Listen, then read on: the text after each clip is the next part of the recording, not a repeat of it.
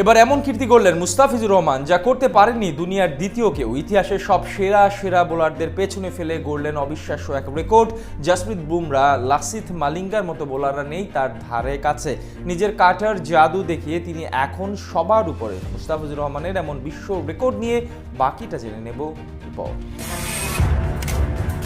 ভ্রমণ ক্লান্তি নিয়েও নিজের প্রথম স্পেলে গুজরাটের রান তোলার লাগাম টানতে থাকেন মুস্তাফিজুর রহমান। বুদ্ধিদীপ্ত বোলিংয়ে তখন চাপে রাখেন দুই ওপেনার শুভমান গিল ও সাই সুদর্শনকে। কিন্তু বাকিদের ওপর চড়াও হয়ে মারকুটে ব্যাটিং করে যান এই দুই ওপেনার।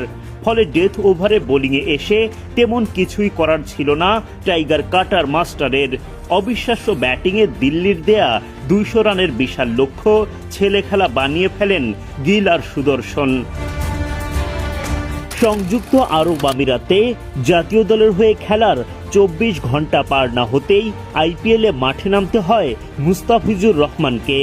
6 কোটি রুপির দ্য ফিজকে সেরা একাদশে সুযোগ দেয় দিল্লি ক্যাপিটালস। টস হেরে আগে ব্যাট করতে নামা দিল্লি 20 ওভার শেষে করে 199 রান।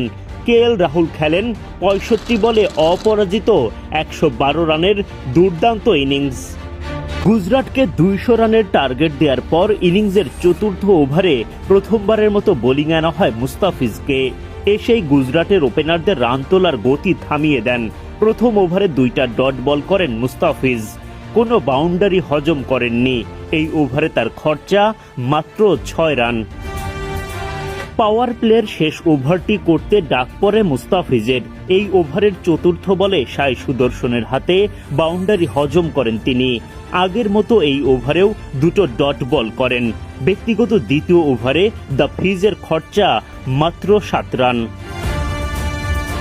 গুজরাটের হয়ে দুর্দান্ত ব্যাটিং করতে থাকেন দুই ওপেনার শুভমান গিল ও সাই সুদর্শন। 12 ওভার শেষে কোনো উইকেট না হারিয়ে দলটি তোলে 115 রান। 15 ওভার শেষে গিল সুদর্শনরা দলকে এনে দেন 154 রান।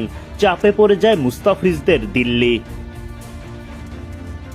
দলীয় 16তম ওভারে ফের বোলিংয়ে এসে 1 ডট 2 বাউন্ডারিতে মুস্তাফিজ খরচ করেন 11 রান। গিল সুদর্শনদের অবিশ্বাস্য ব্যাটিংয়ের সামনে আর কিছুই করার ছিল না তার।